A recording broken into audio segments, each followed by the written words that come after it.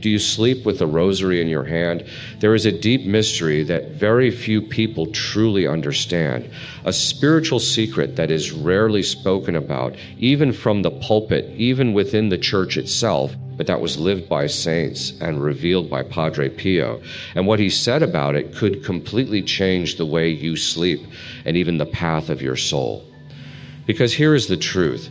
When you close your eyes, the spiritual world does not close with you. While your body rests, your soul remains present and sensitive and even more open than it is during the day. And maybe you've already felt this without knowing what it was. Those nights when you wake up exhausted after hours of sleep, that strange restlessness with no clear reason, those dreams that felt like more than just dreams, that subtle unease that follows you into the morning like a shadow you can't shake, that is not random. And Padre Pio knew exactly why it happens. Before we go any further, if you believe in the power of Padre Pio's intercession, write in the comments right now, Padre Pio, protect my sleep. Let that be your first act of faith today. Stay until the end, because what Padre Pio revealed about what truly happens to the soul during the night is something most people have never been told. And once you understand it, you will never think about sleep the same way again. There is a reason why throughout Scripture, God chose the night to speak, not the afternoon, not the busy morning hours, the night. He spoke to Jacob in a dream, showing him a ladder that reached the heavens. And Jacob woke up saying something that has stayed in the memory of the church for thousands of years. Surely God was in this place, and I did not know it. He spoke to Joseph through visions that changed the course of an entire people. He spoke to Samuel in the stillness of a dark room, calling his name so gently that the boy didn't even recognize it as God at first. The night has always been a time of encounter, not emptiness, not just physical recovery, a space where the noise of the world falls away and something deeper becomes possible. But here is the tension that Padre Pio never let people ignore. The same openness that makes the soul receptive to grace also makes it vulnerable to disturbance. And this is the part most people are never told. The night is not spiritually neutral. It never was. Padre Pio spoke about this with a directness that surprised even those who considered themselves spiritually mature. He said that many souls experience their deepest struggles not in the chaos of the day, but in the silence of the night. Not through dramatic events, not through anything that could be easily named or explained, but through a slow, quiet erosion. A restlessness that builds without a cause, an anxiety that arrives at bedtime like an uninvited who refuses to leave, a heaviness that greets you in the morning even after 8 hours of sleep as if you worked through the night without knowing it. He believed the soul in its openness during rest can be touched by grace, but can also be unsettled by what he described as spiritual interference, not theatrical, not the way popular culture imagines it, but subtle, consistent, working through the interior life, through the imagination, through those fragile, half-conscious moments between waking and sleep where we are neither fully present nor fully gone. Stop for a moment. How many people do you know who sleep badly, who wake up tired, who carry a low-level anxiety that has no obvious source? It is far more common than we admit. And Padre Pio was already speaking about its spiritual dimension decades before anyone had words like sleep disorder or chronic stress. He saw it for what it often was, a soul that had been left unprotected at the threshold of the night. And his answer was always the same, the rosary. Not as a superstition, not as a ritual performed out of obligation, but as something Padre Pio described with a word that might surprise you. He called it a weapon, not in an aggressive sense, but in the sense of something that actively protects, something that creates a kind of shelter around the soul that is not visible, but is absolutely real. Think about what the rosary actually is for a moment, not as an object, but as a practice. It is a rhythm of prayer a return again and again to the same truth, to the same presence. Each Hail Mary is not empty repetition. It is the soul anchoring itself, finding the same shore after drifting, saying once more with the lips and eventually with the whole heart, I remember who I belong to. Padre Pio carried his rosary at all times. Those who lived and worked alongside him said he was rarely seen without it in his hands, even during conversations, even between masses, even during the brief hours he allowed himself to sleep. And the counsel he gave to the thousands of souls who came to him, broken, lost, afraid, grieving, it almost always included the same instruction: pray the rosary. Not as the only answer, but as a foundation, as the daily practice that keeps the soul oriented toward what is true. He said that Mary, when called through the rosary, does not delay. She intercedes. She places herself with a mother's instinct between the soul and whatever threatens it. And he believed from personal experience, not just theology, that this protection becomes especially powerful during the night, during sleep, during those hours when we are least able to defend ourselves. Now hold that thought for a moment. If the soul is more open during sleep, if the night carries a spiritual weight that most of us have simply never been taught to take seriously, then what we carry into that darkness matters more than we think. There was a man, a father of three, a quiet man who described himself as a lukewarm Catholic for most of his adult life, who began sleeping with his rosary after his youngest daughter gave him one she had blessed at a shrine. He didn't do it out of deep conviction. He did it honestly because she asked him to, and he didn't want to disappoint her. He placed the rosary on his nightstand, and one night, almost without thinking, he picked it up and held it as he fell asleep. He said that what happened over the following weeks was not dramatic. There was no vision, no voice, no moment he could point to and say, that was it. But something shifted. The nightmares that had been visiting him for years, rooted in a period of real darkness in his past, began to fade, not immediately, not all at once, but gradually, the way a room brightens when someone slowly opens the shutters. He told a priest in confession that he felt for the first time in years that his nights belonged to him again, that the darkness had become quiet, that he was sleeping finally like a man at peace. He still holds the rosary every night, years later. That kind of change doesn't come from an object. It comes from what the object represents and from the disposition of the soul that holds it. It comes from grace, quiet, patient, persistent grace, working in the hidden hours of the night. And this is exactly what Padre Pio pointed to when he spoke about the soul during sleep. When you hold the rosary as you fall asleep, you are doing something that goes beyond words, because you may be too tired for long prayers. You may not have the energy for a full examination of conscience or structured devotion. But your hands remember. Your hands can hold what your mind is too exhausted to articulate. And that simple physical act, fingers wrapped around beads that have passed through decades of prayer, carries an intention that the soul understands even when the conscious mind is already drifting. You're saying, without saying anything, I belong to God. I entrust this night to Mary. Whatever happens in this darkness, I am not alone in it.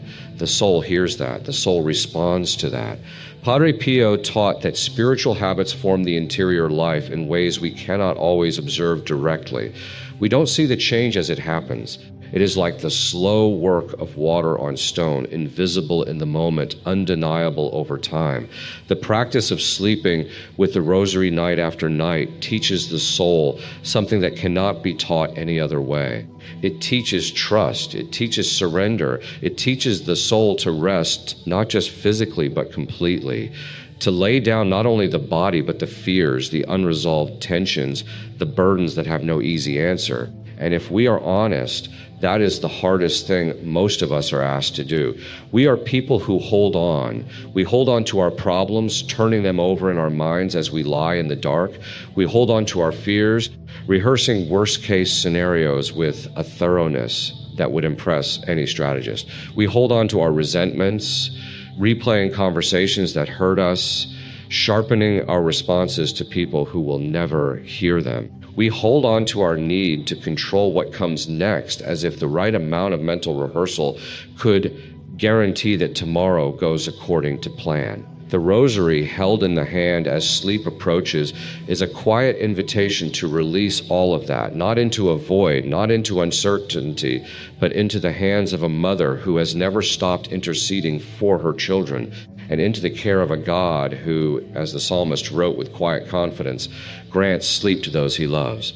But Padre Pio was also clear, and this matters, so stay with it for a moment, that the rosary is not a charm. It is not a spiritual shortcut. It is not something that works automatically regardless of the life being lived around it. Holding a rosary while carrying a heart closed to God is not protection. It is contradiction, a gentle one. God is never indifferent to even the smallest gesture of faith, but a contradiction nonetheless. The rosary has power because of what it connects us to, and that connection asks something in return. Not perfection. Padre Pio knew better than most what it meant to be human, to struggle, to fall and get up again. What it asks is sincerity, a genuine turning of the heart, however imperfect, however slow, toward God. This is why he always spoke of the rosary alongside other practices. Confession, which he called the sacrament that renews the soul from the inside out. The Eucharist, and the daily examination of conscience, which he considered essential and which takes no more than 5 minutes but changes everything about how a person ends their day. Here is what he encouraged, and it is simpler than most people expect. Before you lie down, take a few quiet minutes, not for a complicated prayer routine, just for honesty. Look back at your day the way you might look back at a path you've walked, not to judge every step, but to notice where you lost your footing. Where did I close my heart today? Where was I less patient than I could have been? Where do I need to ask forgiveness when from God, from someone I love, from myself? Don't carry that weight into the night. Give it to God. Say it simply in your own words, the way you would speak to someone who knows you completely and loves you anyway, because that is exactly who you are speaking to. If you have holy water at home, use it.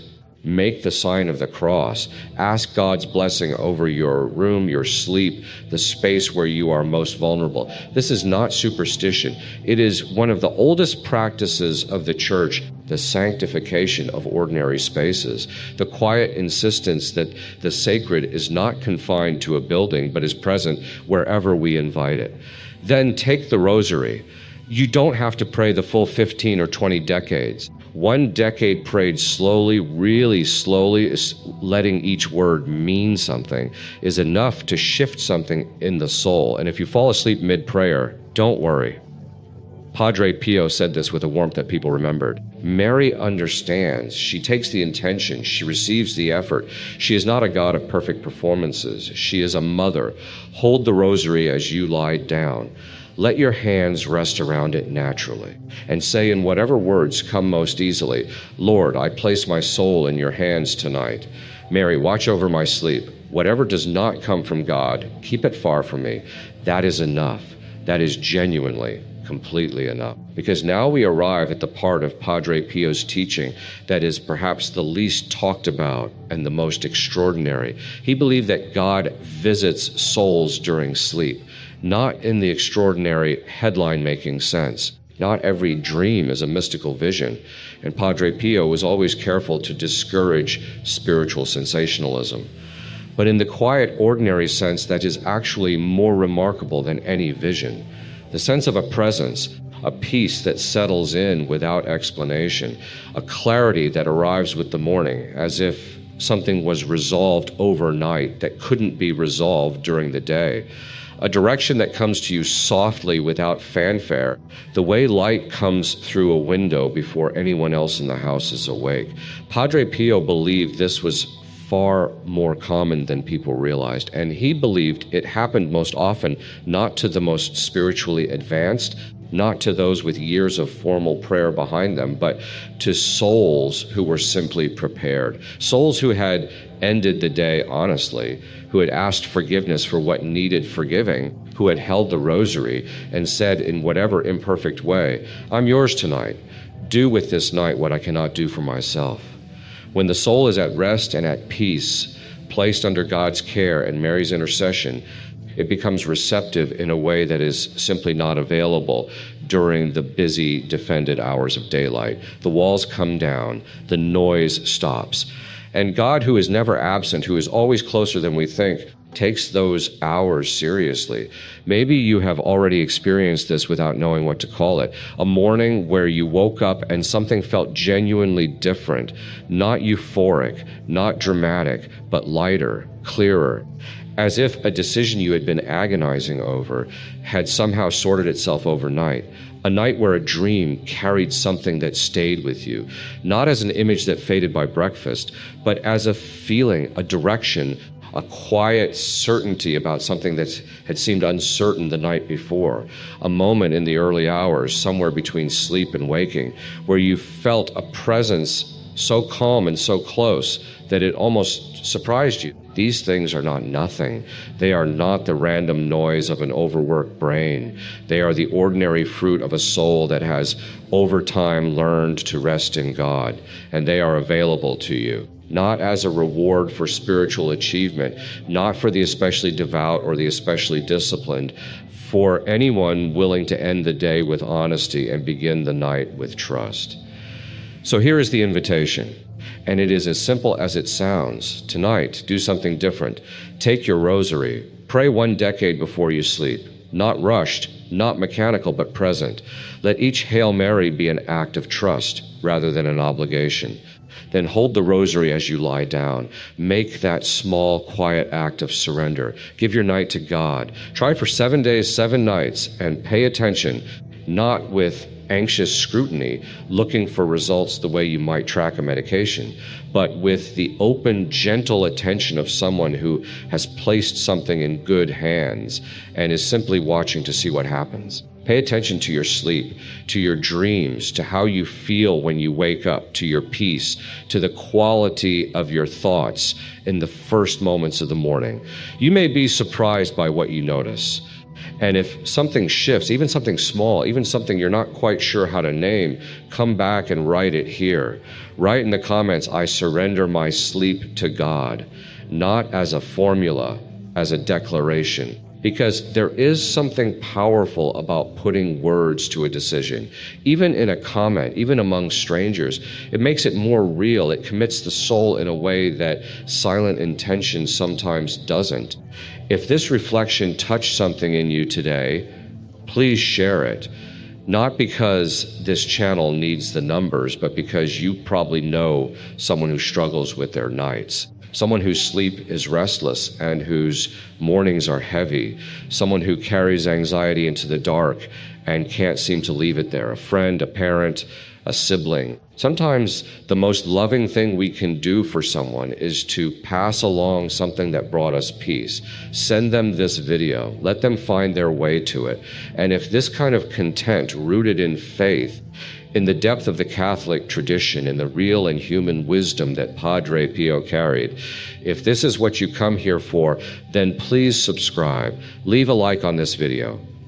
Consider becoming a member of this community. Everything shared here exists for one reason: to help souls find their way back to peace, to God, and to each other. Your support makes that possible, and it matters more than you know. Because every soul this reaches is one more person who goes to sleep tonight a little less alone. Leave the last word to Padre Pio. He said it simply, the way all the deepest truths are simple. Pray, hope, and don't worry. Not because the night is always easy, not because the darkness never feels long, but because worry in the end adds nothing to the morning. And prayer, quiet, faithful, held in the hands even when the words run out, changes something that nothing else can reach. Your soul is not alone in the dark. It never was. And tonight you can choose to remind it of that truth. Hold the rosary, close your eyes, and rest.